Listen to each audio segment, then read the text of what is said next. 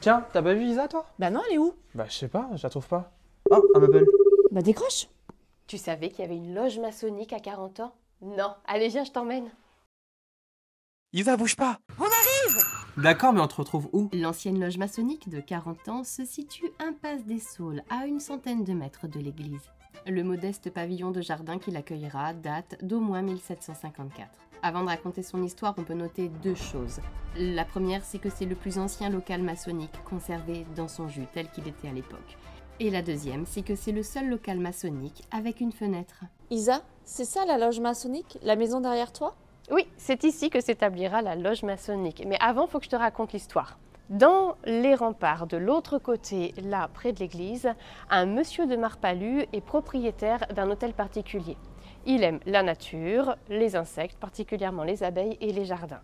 Il achète donc de l'autre côté des remparts ce petit pavillon de jardin. Il faut s'imaginer qu'on est entouré de champs et de jardins pour pouvoir faire de l'apiculture sans enquiquiner ses voisins. Au rez-de-chaussée, il stockera ses outils de jardin et comme il aime un peu les curiosités, à l'étage, loin de l'agitation de l'enclos de la ville, il installe une bibliothèque et un cabinet de curiosités. C'est là qu'il entreposera ses collections. Il revend l'hôtel auquel est associé ce pavillon de jardin, mais le nouveau propriétaire, lui, n'est pas porté sur les collections et la bibliothèque. Il n'utilise pas l'étage. Donnera l'accès à cet étage à la future loge maçonnique des Cœurs Unis qui s'établira ici. Mais Isa, tu peux nous en dire plus sur les francs-maçons? Oui, mais je vais être brève. Si tu veux en savoir plus, tu trouveras énormément de ressources. Mais en gros, la franc-maçonnerie, c'est une société qui cherche, selon elle, à faire progresser ses initiés pour le bien de l'humanité. Son histoire, elle remonterait au Moyen-Âge. À cette époque, il existait des confréries de métiers. Elles garantissaient à leurs membres une formation et un soutien en cas de coup dur. C'était le cas pour les maçons, entre autres, parce qu'un registre de 1760 liste quelques-unes des confréries qui existaient à 40 ans. Alors, Saint-Éloi pour les ouvriers du métal, Saint-Joseph pour les menuisiers, Saint-Saturnin pour les savetiers et un dernier au hasard, Saint-Pierre-Saint-Paul pour les boulangers. Isabelle, qu'est-ce que tu peux nous dire sur la loge maçonnique à 40 ans? La loge maçonnique de 40 ans, elle a vu le jour en 1788. Elle comptait 12 hommes, dont 8 hommes de loi et le curé-prieur de Saint-Denis. Ils se réunissaient ici, dans cette petite pièce, et pour que cela devienne une loge maçonnique, il leur fallait un tableau de loge. Le voici, c'est le dernier témoin de cette trace de l'histoire à 40 ans. Et tout ça, ça a duré combien de temps? Alors ça a duré jusqu'à la Révolution. C'était pas assez solidement constitué pour survivre à la Révolution. Donc voilà, ça s'est arrêté. Une autre a tenté de s'installer, mais sans succès. Un tableau de loge, ça sert à quoi, Isa? Alors un tableau de loge, ça sert à transformer n'importe quel endroit en temple. Ça pouvait être sur des tapis, sur des panneaux à dérouler, des panneaux en tissu à dérouler. Et ici, ils ont décidé d'en faire une représentation donc en plâtre, c'est du stuc, qui marque vraiment que ce lieu y était dédié. C'était pas n'importe quel lieu dans 40 ans, c'était bien ici. Il est toujours là. On va le décrire maintenant. C'est parti.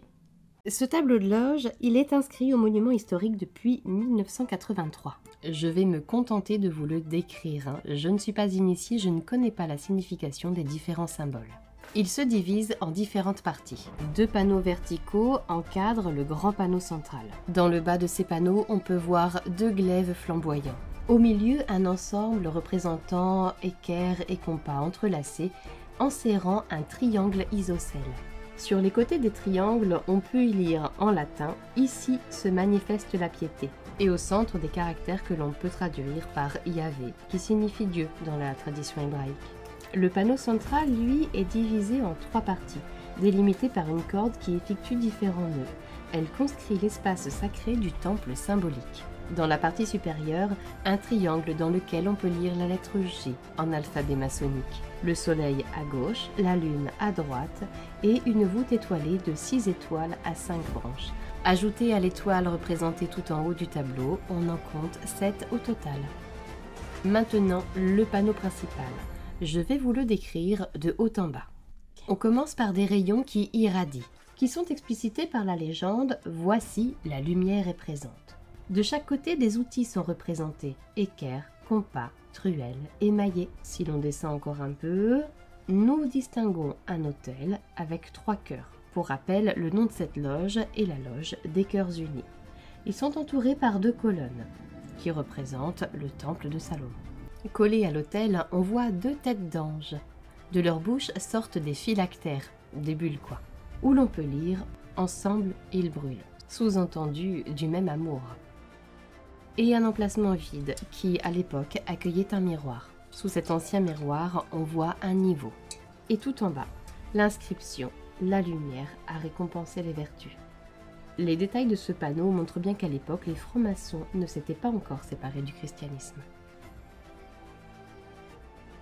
Voilà, je crois que l'essentiel est dit. Sabine, les Vance, ouvrez les portes de la médiathèque, j'arrive.